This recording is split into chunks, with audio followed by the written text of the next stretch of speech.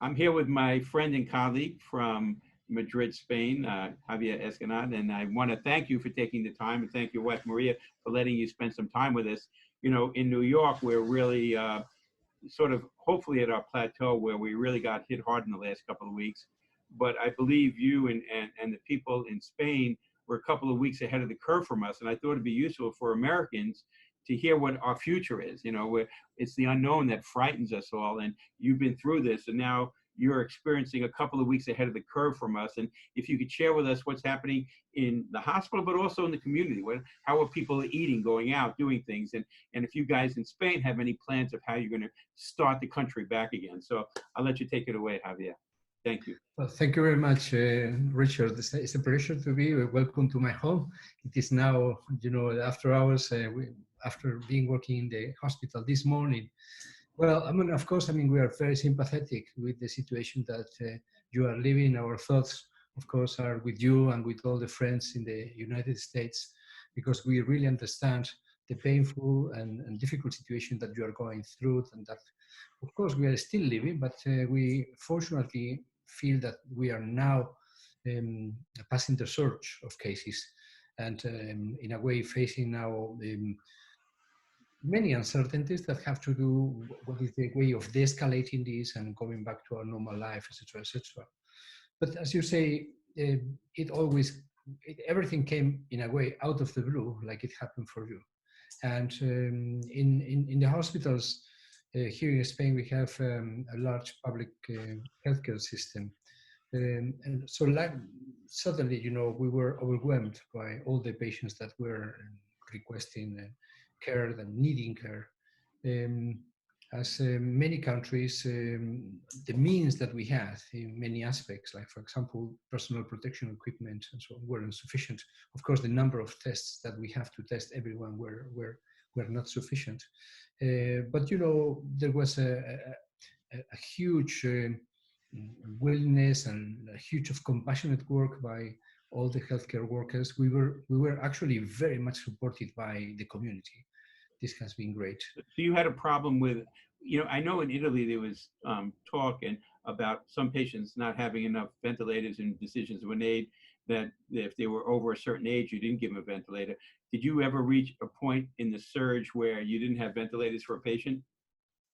Well, absolutely. Spain has a very good healthcare system. You've been with us in our cath lab, in our hospital. You know that it's like in many countries in Europe, a superb healthcare system, but the dimensions of the problem were, of course, huge, and that's the reason, because even in our case at our hospital, we had 80 ventilators, and it means that all of them were busy very soon, and you had to do also sometimes some type of triage, helping as many people you could help as much as possible. And that's the reason, because yes, one of the difficult aspects of this pandemic is that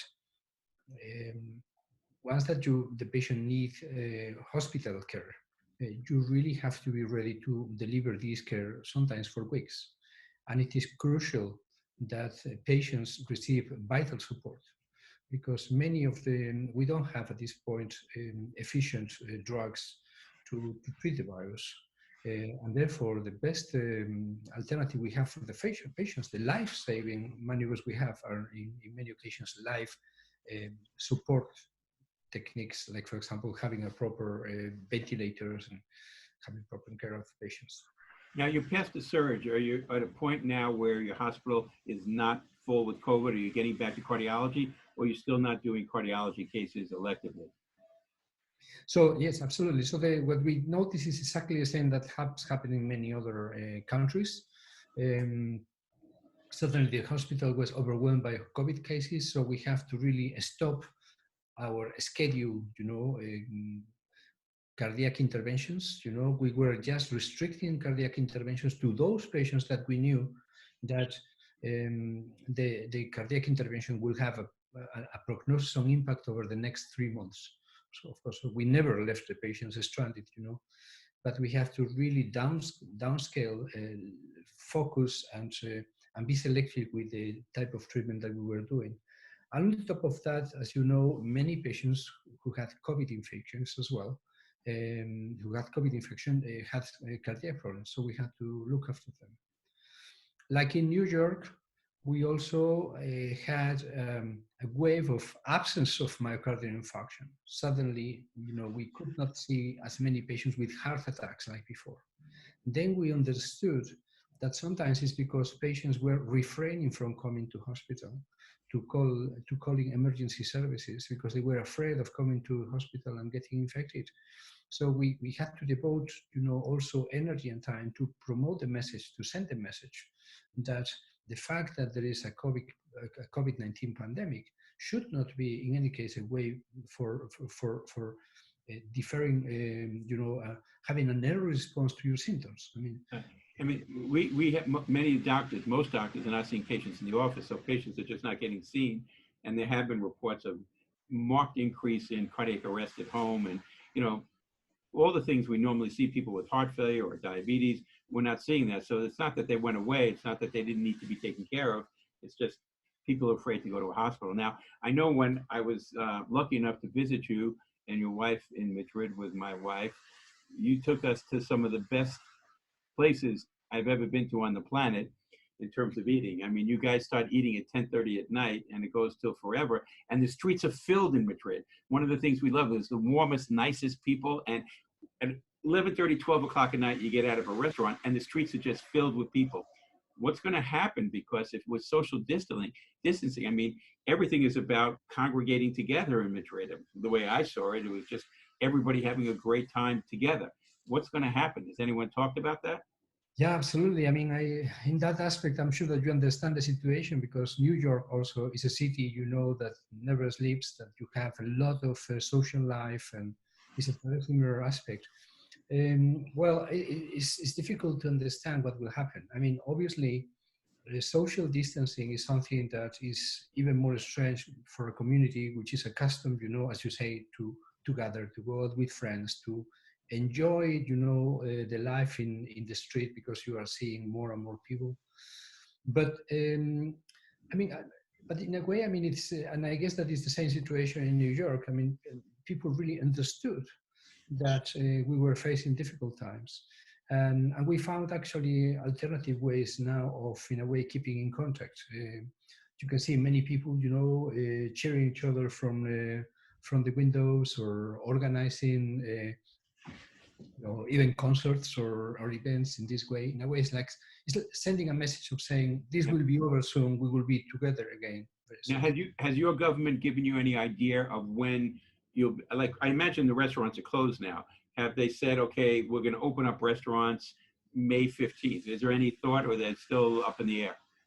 Exactly. I mean, there are a lot of uncertainties because what is true also, and we have to be rational about it, is that the way of de-escalating, of going out of this situation, will have to be progressive. We have to make 100% sure that there are no chances of getting, a new surge of cases because of reinfection or something.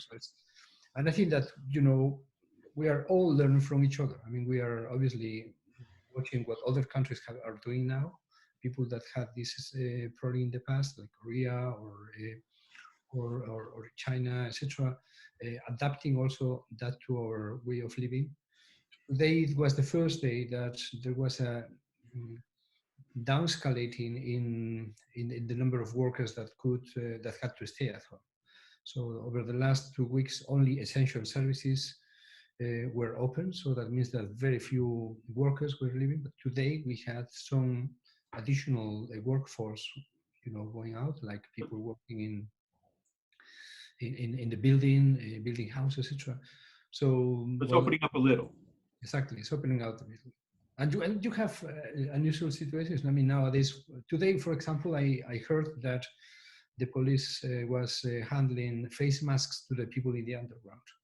And it's quite unusual, to see an underground in Madrid with all people, everyone with the face covered with a face mask. But of course, people understand that this is what you should do.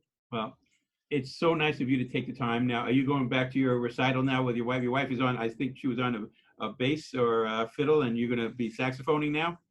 Yes, we're both musicians, so we, of course, this is one of the, say, opportunities that we had with this particular type of lockdown. We had more opportunities to play together.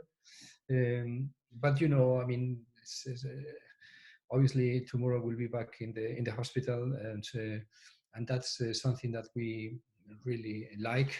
This is our call, our vocation, and you know, it will be again a good opportunity to try to help people that have either the COVID-19 infection, but nowadays, of course, even perhaps more important, those people who have cardiovascular problems and that have to be treated at the same time in these circumstances. Well, I really appreciate you taking the time, and I can't wait till you come to New York and I go back to Madrid, and hopefully we could see some more dancing together, and I'll take you around in New York. Thank you so Thank much. you very much, and cheers to all the friends in the US. Thank you. Thank you.